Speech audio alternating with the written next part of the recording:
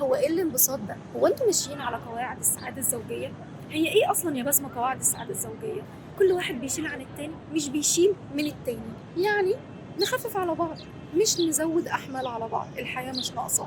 اسمعوا قبل ما تردوا. في ايه يعني لما نكون هارد ليسننج لو لأول مرة في حياتنا؟ نركن الذات شوية، ونركن التفكير بتاعنا المنطقي، ونخلي فيه اتضاع شوية عشان المركب تعدي. ممنوع النوم والزعل، وفي خلافات لازم نصفي كل حاجة ما بيننا. الكلمة الحلوة والطيبة بتخلي البيت عمران، بيزهو كده.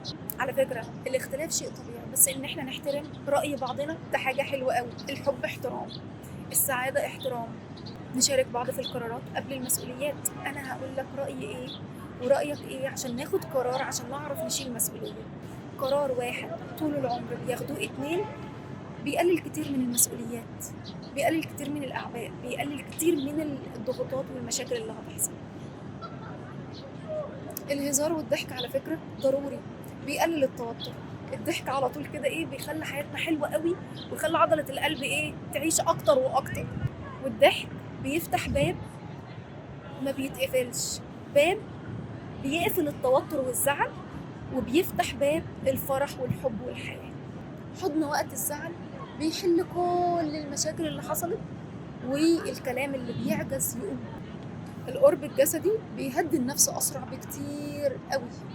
حاولوا ما تدخلوش ناس في مشاكلكم، حاولوا ان انتوا تحلوها مع بعض، لان طرف لما بيدخل في المشكلة بيكون الموضوع صعب قوي.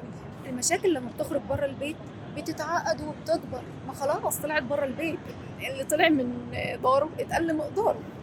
فالمشكلة دي ما بيتقلش مقدارها خالص، دي بتكبر، هي بتطلع بره البيت خلاص. فالناس بقى بتستقبل اللي عايز يدخل ويطلع، والموضوع ما بيعرفش يتلم.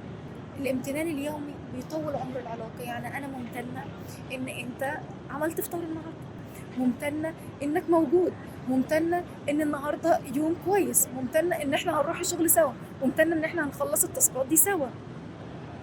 على فكرة تقدير التفاصيل الصغيرة بيخلي الحب يعيش سنين طويلة لقدام. دي قواعد السعادة الزوجية. عايزة أعرف آرائكم في الكومنتات، ولو في حاجات تانية تخلينا إن إحنا نكون كويسين مبسوطين فرحانين. ويا رب أيامكم كلها تكون سعادة وفرح. وخلاص إحنا بنفنش السنة على فكرة يعني. ويا رب كده تكون السنة اللي عدت فيها حاجات جميلة قوي، والسنة اللي جاية هيكون فيها أجمل.